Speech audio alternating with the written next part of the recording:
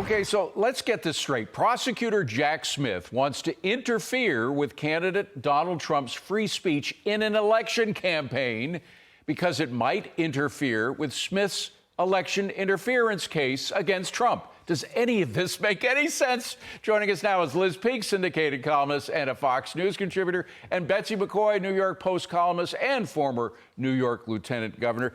Betsy, you can't make this stuff up. You can't, but the ACLU is backing Trump, and there's a reason.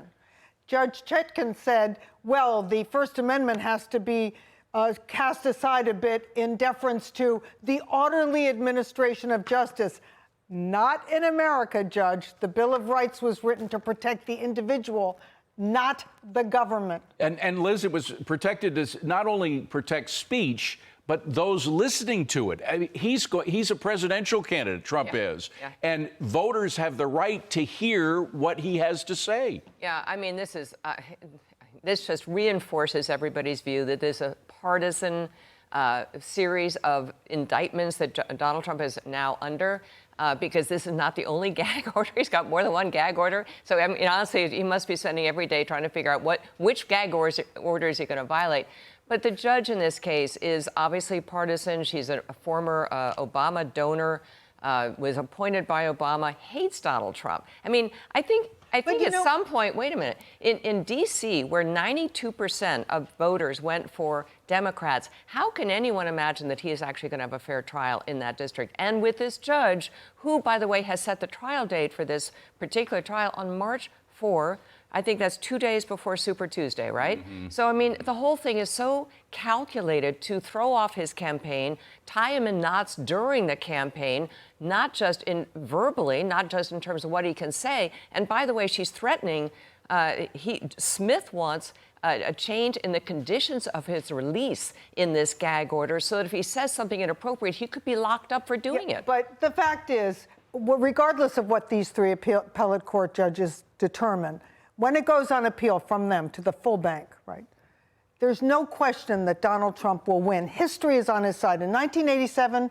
Congressman Harold Ford Sr. was on trial, and a gag order was imposed. He appealed it, and the gag order was lifted. And the court said he has a right, as you pointed out, to address the electorate and tell them this is unfair. In 1990, in Louisiana, the insurance commissioner was running for re-election, was accused of a crime, was on trial, and he had a gag order, and it was lifted on appeal. And by the way, Jack Smith doesn't have a great history of prosecution. But even if Donald Trump were not a candidate, even if he were just an ordinary individual, the Bill of Rights was written to protect the defendant. That's right. Not to protect the government. And if it does go up to the Supreme Court, I'm sure that they're going to emphasize that point. Let's switch to pure politics here and what Joe Biden is dealing with, Liz, in terms of his age. And it's not, let's face it, it's not his age as much as it is his competence. Thank you for saying that. His competence is the question. I mean, we have people that we know in that work into their 90s and have much more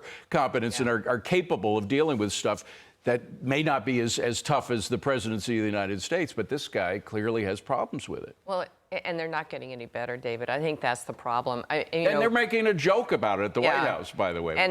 And generally, according to Politico and stuff, just basically refusing to deal with the idea that this is an issue. I think the one thing right now that must be terrifying Democrats is the young voter seepage, the fact that young voters are just totally losing interest in Joe Biden. We should mention he got more than he had a 20% advantage with young voters back in 2020. Now he's underwater with them slightly, and it's within the range of error. But he's lost that 20% advantage that he had. Which, by the way, was the margin of error, or the margin, I would say, of error. The margin of victory in 2020 was indeed young voters. And young voters are not just historically more liberal, they're also very unreliable voters. And the big surprise in 2020 was that they all showed up.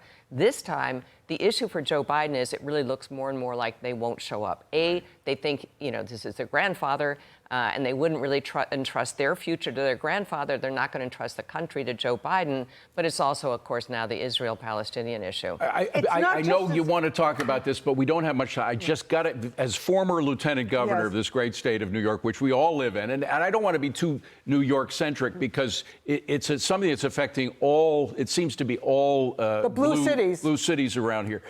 This city is falling apart. I mean, we were running out of money. We've got a new $12 billion bill because of all the migrants, because we're a sanctuary city. We have a governor who's giving right now, she's coming out with these new liberal laws that give advantages to criminals.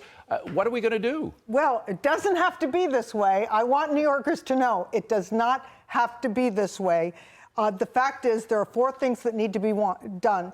Stop attracting the migrants, right? Stop handing them 4-star hotel rooms, 3 meals a day, health care, legal services, transportation. If it's a little rougher, revoke the sanctuary that's right. city standing. That's right. Yeah. Number 2, lower the taxes. We've lost 160 financial institutions in New York. The tax base, the people who work here, that's a tragedy, right? Number 3, and this is really an important issue now, protect the Jewish community. New York is the largest Jewish city in the world, larger than Tel Aviv and Jerusalem combined, and Jews are afraid now of living Quick last note from Liz, because you married into a family that's involved in the banking industry. A lot of Wall Street is moving, to Betsy's point. Yeah, no question. And that's not stopping. That's, in fact, increasing because of the crime, because of the taxes, because of the regulations about stupid things like your gas range and heating. I mean, people, and so with that revenue, we're paying more money for the migrants, and we're getting less money in tax revenue.